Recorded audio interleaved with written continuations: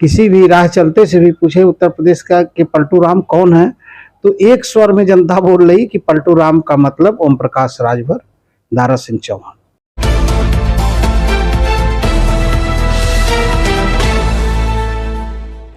जय हिंद, आदाब।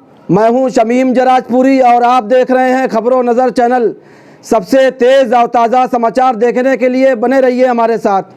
अब खबर विस्तार से। मैं इस वक्त मौजूद हूं यूपी के आजमगढ़ में और हमारे साथ खबरों नज़र चैनल से बातचीत करने के लिए मौजूद हैं गोरखपुर फैजाबाद खंड स्नातक एमएलसी समाजवादी पार्टी के पूर्व प्रत्याशी करुणाकांत मौर्य जी। करुणाकांत मौर्य जी, आज जो सियासत चल रही है, जो राजनीति हो रही है, इसको आप किस तरह से देखते हैं? देखिए, आज की जो सियासत है, आज का जो राजनीतिक परिवेश है, इसमें दलित बैकवर्डों के हक और हिस्से को लगातार मारा जा रहा है और पूंजीवाद को बढ़ावा मिल रहा है, जिससे आने वाला समय बहुत ही गंभीर होने जा रहा है। और जो परिस्थितियां आज पैदा है, सरकारी सारी संस्थाएं गवर्नमेंट बेचती जा रही है। भविष्य में लोगों को रोजगार जो आज सरकारी जॉब मिल रहा है, वो कहीं नहीं मिलेगा। हर विभाग में भी सरकार ने जो है ठीके प्रथा पे लेबर रखना और बच्चों को रखना शुरू कर दिया है। जहाँ तनख्वाह 50,000 है, वहाँ 5,000 में बच्चों को खटाया जा रहा है। तो इस तरह से आज की जो राजनीतिक स्थिति है, इसमें निश्चित तौर पे नौजवानों को सोचना चाहिए और परिवर्तन करना चाहिए। दारा सिंह चौहान भारतीय जनता पार्टी में आ गए, ओम प्रकाश राजभर भारतीय जनता पार्टी में है, और दोनों जो है, चाहे ओम प्रकाश राजभर हो या दारा सिंह चौहान हो, दोनों समाजवादी पार्टी के मुखिया अखिलेश यादव पर हमलावर हैं, प्रहार कर रहे हैं और मुख्तलिफ बयानबाजियां कर रहे हैं। वो भी जो है दलित बैकवर्ड की बात करते हैं, तो इस पर क्या कहना है? देखिए, जहाँ तक इन दोनों नेताओं की बात आप करते हैं, और इन लोगों को आज जनता देख रही है, पूरा प्रदेश के लोग देख रहे हैं कि ये स्वार्थ में लगातार उछल कूद कर रहे हैं, कभी इधर कभी उधर। जब ओम प्रकाश जी समाजवादी पार्टी में थे तो भारतीय जनता पार्टी को गाली देते थे, तमाम ऐसे शब्दों से नवाजा है जो नहीं कहा जा सकता, और उन्होंने भारतीय जनता पार्टी की तमाम बुराइयां बता रहे थे। क्या भारतीय जनता पार्टी किस गंगा में नहा करके आई कि वो बुराइयां खत्म हो गई? अभी 2022 में भारतीय जनता पार्टी में तमाम बुराई बताने वाले ओम प्रकाश राजभर ने किस साबुन से भारतीय जनता पार्टी को धो दिया है? निश्चित तौर पे आज जनता उनको पलटू राम के नाम से जानना शुरू कर दी है। उत्तर प्रदेश में अगर आप कहीं पूछ ले इस घोसी सीट का क्या समीकरण रहेगा? देखिए, दारा सिंह चौहान के लगातार दल बदल से चौहान समाज बहुत ही नाखुश है, और कि हम लोगों का के अस्तित्व पे खतरा उनकी वजह से आ रहा है, इसलिए चौहान समाज काफ़ी दुखी है। और रही बात ओम प्रकाश राजभर की, तो अभी हमने बताया ही कि उनके पलटू होने के कारण आज उनका समाज उनके साथ नहीं है, कि कल आज यहाँ है, कल कोई आज ये कह रहे हैं, कल कुछ और कहेंगे। ये तो केवल और केवल समाज को दिखा करके अपनी गोटी सेट कर रहे हैं। तो इन लोगों के स्टार प्रचारक बनने या प्रत्याशी बनने से घोसी की जनता इस बार इनके झांसे में आने वाली नहीं है। अच्छा, जिस तरह से जात बिरादरी की राजनीति हो रही है और हर पार्टी जो है जाति समीकरण को बैठा रही है, और जिस तरह से बयानबाजियां हो रही हैं और जात बिरादरी की सियासत को मुद्दा बनाया जा रहा है, और कहीं ना कहीं जो बुनियादी जो मुद्दे हैं और बुनियादी जो समस्याएं हैं जनता की, चाहे वो महंगाई हो, बेरोजगारी हो, विकास का मुद्दा हो, इन सब को हम देख रहे हैं कि इसको हाशिए पर जो रख दिया गया है। इस पर कोई चर्चा नहीं हो रही है। जात बिरादरी की सियासत हो रही है और जात बिरादरी की सियासत में जो है जनता को वर्गलाया जा रहा है, तो इसको लेकर क्या कहना है? नहीं, जो आप कह रहे हैं, कुछ पार्टियां इसी आधार पे काम। ओम प्रकाश राजभर का जन्म ही और पार्टी का जन्म ही जाति आधारित है। तो जात की बात करेंगे, निश्चित तौर पे आज समाजवादी पार्टी जो आज के ज्वलंत मुद्दे हैं, जो जनता के मुद्दे हैं, उन पे काम कर रही है। लगातार महंगाई की बात कर रही है, महंगाई के खिलाफ आंदोलन कर रही है, बेरोजगारी पे बात कर रही है, बेरोजगारी के खिलाफ लगातार समाजवादी पार्टी के राष्ट्रीय अध्यक्ष लगातार इस पे मुखर हैं। तो जो देश के मुद्दे हैं, जाति और धर्म से उठ करके जो देश के मुद्दे हैं उस पे अगर कोई काम कर रहा है तो समाजवादी पार्टी कर रही है। और उसमें जात के आधारित राजनीति करने वाले लोग ही जात की बात कर रहे हैं, नहीं तो आज देश की जो मांग है, नौजवानों की जो मांग है, गरीबों की जो मांग है, किसानों की जो मांग है, बेरोजगारों की जो मांग है, उस सारी मांगों को समाजवादी पार्टी के मुखिया राष्ट्रीय अध्यक्ष अखिलेश यादव जी बड़ी मजबूती के साथ उठा रहे हैं और जन जन तक पहुंचाने के लिए इसको अपने सारे कार्यकर्ताओं को उन्होंने लगा रखा है कि ये जन विरोधी नीतियों के बारे में, देश में बढ़ती बेरोजगारी के बारे में, महंगाई के बारे में निश्चित तौर पे जनता को जागरूक किया जाए। भारतीय समाज पार्टी के राष्ट्रीय अध्यक्ष ओपी राजभर कह रहे हैं कि समाजवादी पार्टी का 2024 के चुनाव में खाता नहीं खुलेगा। आजमगढ़ की सीट हुई या घोसी की हुई, तो इसको लेकर क्या कहना आपका? देखिए, जहाँ तक ओपी राजभर की बात कर रहे हैं, उनकी बात का तो कोई मतलब ही नहीं है। 2019 में कह रहे थे, एक तरफ से सीटें गिना रहे थे, जहाँ तक हमको याद है कि इधर पूर्वांचल में भाजपा का खाता नहीं खुलेगा, फला जगह नहीं खुलेगा। जब भाजपा ने उनको सीट नहीं दिया तो जैसे कहते हैं ना, लोमड़ी को अंगूर नहीं मिला तो कहा खट्टा। तो वही स्थिति हमारे ओम प्रकाश राजभर जी की भी रही। 19 में कहते रहे खाता नहीं खुलेगा, तो जब जिसके साथ रहते हैं उसकी गुणगान करते हैं और जिसके विरोध में रहते हैं उसके लिए यही बातें करते हैं लगातार। 22 में भी आपने देखा, समाजवादी के साथ आने के बाद उन्होंने कहा कि इस बार फला का खाता नहीं खुलेगा। तो उनकी बातों का कोई मतलब नहीं है और निराधार बात करते हैं, बात कर लो, निराधार बात करते हैं, उनकी बात का कोई आधार भी नहीं होता है और ज़मीनी हकीकत उससे कहीं परे होती है। 21 तारीख को लखनऊ में कार्यक्रम है, आप लोग लखनऊ कूच करने वाले हैं, तो लखनऊ की सरजमीन पर, लखनऊ की धरती पर जो कार्यक्रम होने वाला है वो किस विषय पर है, किस मुद्दे पर है और क्या उसका मंजरनामा होगा? लखनऊ की धरती पर जो कार्यक्रम होने वाला है वो क्या इतिहास लिखेगा? देखिए, 21 अगस्त को जो कार्यक्रम माननीय स्वयं मौर्य जी ने लगाया है, इंदिरा प्रतिष्ठान में ये कार्यक्रम होना है और इसमें बड़ी तादाद में मौर्य शाक सैनी समाज के लोग हिस्सेदारी करने जा रहे हैं। ये पिछड़े महापुरुषों के आदर्शों और आज की वर्तमान राजनीतिक परिदृष्टि पे, उस पे परिवेश पे चर्चा होगी, इस पे विचार मंथन होगा कि आने वाले समय में पिछड़े समाज के लोगों को निश्चित तौर पे ठोस निर्णय लेना होगा, जिसके लिए ये 21 तारीख की एक दिवसीय महासम्मेलन रखा गया और इसकी पूरे सभी 75 जनपद से बड़ी संख्या में कुशवाहा समाज, शाक सैनी समाज के लोग लखनऊ पहुंच रहे हैं। तो जो बीजेपी का जो रवायती वोट है, जो बिरादरियां बीजेपी के साथ जो है इससे पहले चुनाव में, पूर्व के चुनाव में जो गई थी, जो है उसका हिस्सा बनी थी, जो है उसको वोट की थी, क्या लग रहा है आपकी 2024 के चुनाव में ये फैक्टर जो है काम करेगा? देखिए, 2014 का जो चुनाव हुआ था जिसमें बीजेपी बड़ी संख्या में मोस्ट बैकवर्ड और दलितों का वोट एक तरफा अपने पक्ष में करने में कामयाब रही थी, लेकिन जिस आशा और उम्मीद के साथ बैकवर्डों ने भारतीय जनता पार्टी को वोट दिया, बैकवर्डों ने इस आधार पे वोट दिया कि इस देश के प्रधानमंत्री अपने आप को बैकवर्ड कहते थे, तो इसको आधार मान करके बैकवर्डों ने बड़े पैमाने पे भारतीय जनता पार्टी को वोट कर दिया। दलित समाज के लोगों ने इस आधार पे वोट कर दिया कि भारतीय जनता पार्टी आएगी तो हमारा उत्थान होगा, जबकि जो सरकार बनने के बाद स्थिति उत्पन्न हुई इससे विपरीत हो गई।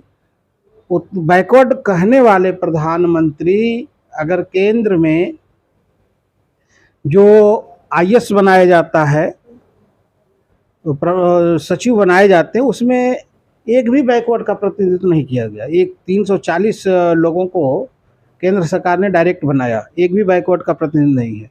और यहाँ तक केंद्रीय सचिवालय में दिल्ली सचिवालय में अगर आप रिकॉर्ड उठा के देखेंगे तो 5% बैकवर्डों की हिस्सेदारी पूरी नहीं है। जो आरक्षण हमारा है 28%, वो भी पूरा नहीं है।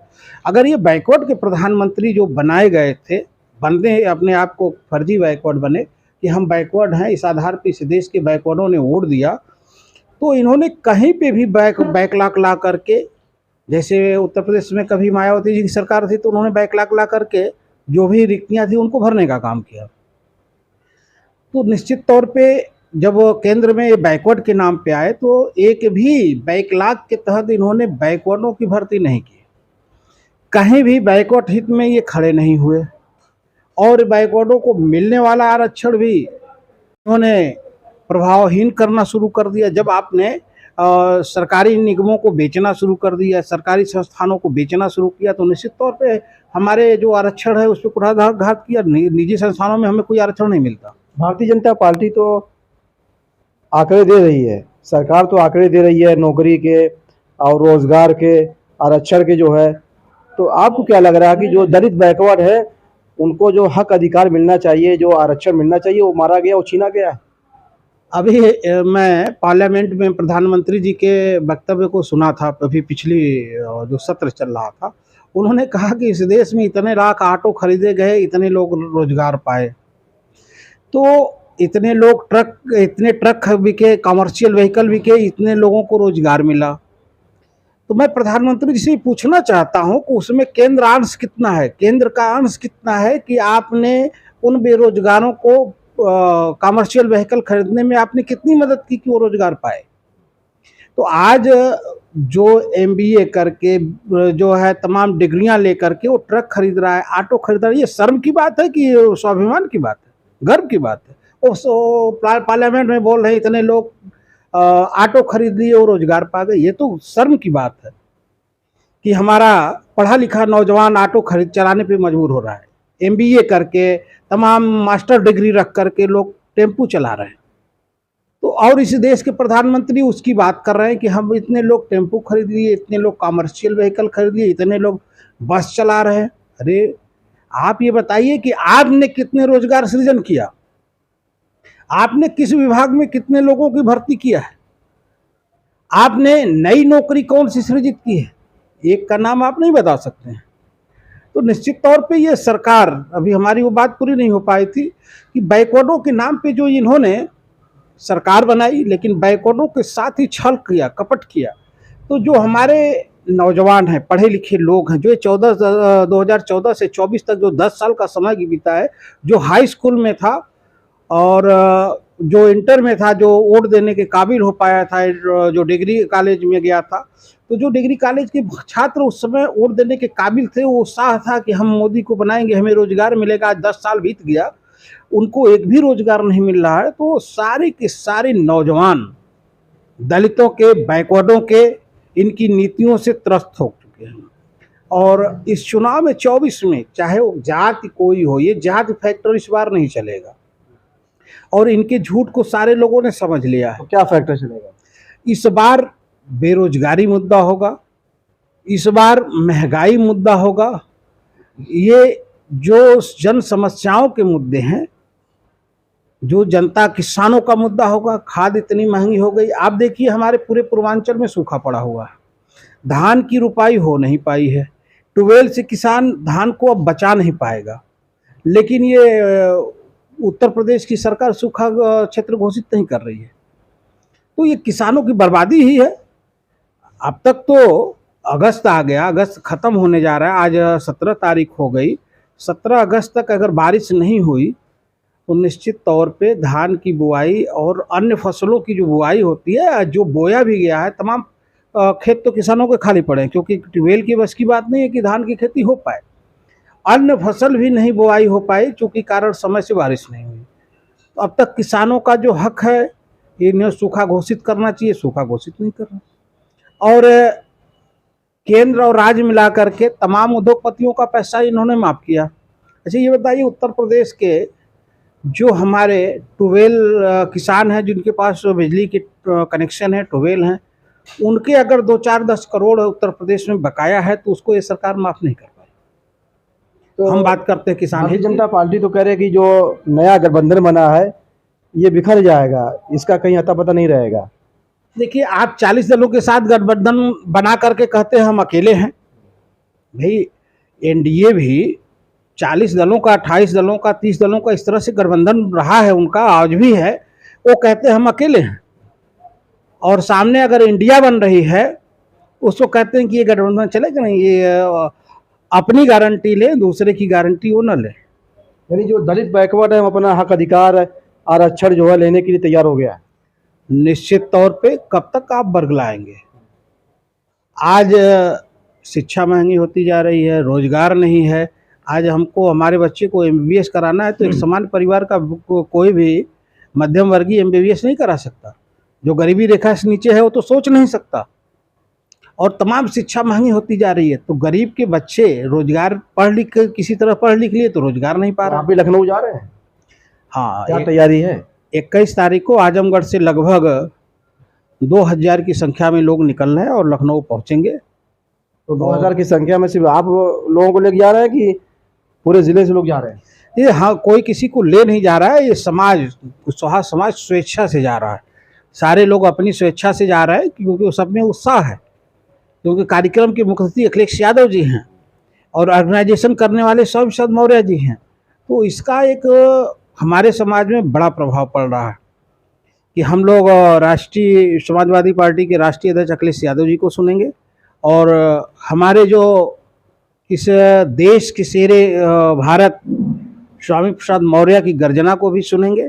और लगातार आप स्वामी जी को सुनते भी आ रहे हैं कि विभिन्न मुद्दों पे वो प्रखर हैं और लगातार अपनी बातें रख रहे हैं, जिससे समाज में एक संदेश देने का काम कर रहे हैं।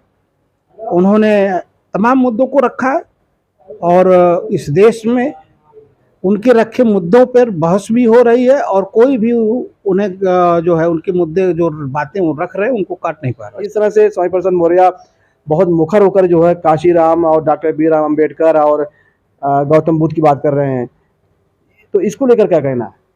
देखिए, जहाँ तक बात आती है डॉक्टर भीमराव अम्बेडकर साहब की या मानवर कांशीराम साहब की, तो एक इस देश में दलित बैकवर्डों की लड़ाई लड़ने वाले अंग्रेजी शासन में अकेले अम्बेडकर हुए थे, जो सभी दलितों और बैकवर्डों की लड़ाई अपने हित और स्वार्थ को ताक पे रख करके लड़ी और इनको हक और अधिकार दिलाया, चाहे वो संविधान के माध्यम से दिलाए या अंग्रेजों से बात करके दिलाई। इसके लिए पूरा पूरा बैकवर्ड, पूरा दलित समाज डॉक्टर भीमराव अम्बेडकर का आभारी है। तो हम लोग उनकी चर्चा इसलिए भी करते हैं क्योंकि उन्होंने हमारे पूरे दलित बैकवर्ड समाज के लिए काम किया। और रही अब बात कांशीराम साहब की, तो कांशीराम साहब ने, क्योंकि हम लोग भी कांशीराम के ही अनुयायी हैं, कांशीराम साहब के साथ हम लोगों को काम करने का मौका मिला था, काम भी किया हम लोगों ने। देन है कि जो दलित बैकवर्ड के चेहरे चाहे उत्तर प्रदेश में या देश में आज दिख रहे हैं, तो कांशीराम ने की मेहनत की देन है कि दलितों बैकवर्डों में राजनीतिक चेतना उन्होंने भर दी, सामाजिक उत्थान कर दिया इन लोगों का। तथागत गौतम बुद्ध ने इस पूरी दुनिया को मानवता का संदेश दिया, और तथागत गौतम बुद्ध के सिद्धांतों पर ही इस देश और विश्व की सारी संविधान काम करते हैं। उन्होंने जो पंचशील दिया था उसी आधार पे इस देश की भी संविधान काम करती है और विदेशों के भी संविधान उनके उस पंचशील के आधार पे ही काम करते हैं। जैसा कि पंचशील में तथागत गौतम बुद्ध ने चोरी, हत्या, व्यभिचार को पाप की संज्ञा दिया था, तो आज भी सारे संविधान उसको पाप की संज्ञा में ही रखे हुए हैं। डकैती, इस तरह के तमाम जो उन्होंने पंचशील आज के 2000 साल पहले दिया था, उसको आज का संविधान फॉलो करता है। तथागत गौतम बुद्ध के दिए हुए जो भी विचार थे आज भी वो उसी तरह से अकाट्य हैं, उसको काटा नहीं जा सकता। तथा गौतम बुद्ध ने जो रास्ता दिया था विज्ञान का, उन्होंने उस समय विज्ञान का रास्ता दिया था, पाखंडवाद को छोड़ने का जो संदेश दिया था, वो निश्चित तौर पे वो आगे लेके जाता है। जो भी वैज्ञानिक सिद्धांत पे चलने वाले देश हैं वो आज हमको दान देते हैं। तमाम ऐसे देश हैं जो वैज्ञानिक सिद्धांत पे चलते हैं, वो आज सारे लोग, सारे देशों को आर्थिक मदद करते हैं। तो हमें भी वैज्ञानिक सोच रखनी होगी जो तथागत गौतम बुद्ध की सोच थी, और उसके आधार पे इस देश में तथागत गौतम बुद्ध के विचार मानव मानव एक समान, जो संविधान कहता है, संविधान कहीं से भी मानव में भेद नहीं करता, जो तथागत गौतम बुद्ध ने कहा था। हाँ, जातियां आज सारे लोग कहते हैं, कोई कोयरी है, कोई कुहार है, कोई लोहार है, कोई गडरिया है, कोई दलित है, कोई बैकवर्ड है, तमाम ऐसे कम्युनिटी बने हुए हैं, लेकिन संविधान कोई कम्युनिटी नहीं देखता। संविधान तो सबको एक समान समझता, सारे लोग उसके लिए एक है। वही तथागत गौतम बुद्ध का संदेश था कि मानव मानव एक समान। ये थे करुणाकांत मौर्य जी, जो समाजवादी पार्टी के नेता के साथ साथ गोरखपुर फैज़ाबाद खंड स्नातक एमएलसी समाजवादी पार्टी के पूर्व प्रत्याशी रह चुके हैं, चुनाव लड़ चुके हैं, जो खबरों नज़र चैनल से बातचीत कर रहे थे। खबरों नज़र चैनल के लिए शमीम जराजपुरी, आजमगढ़।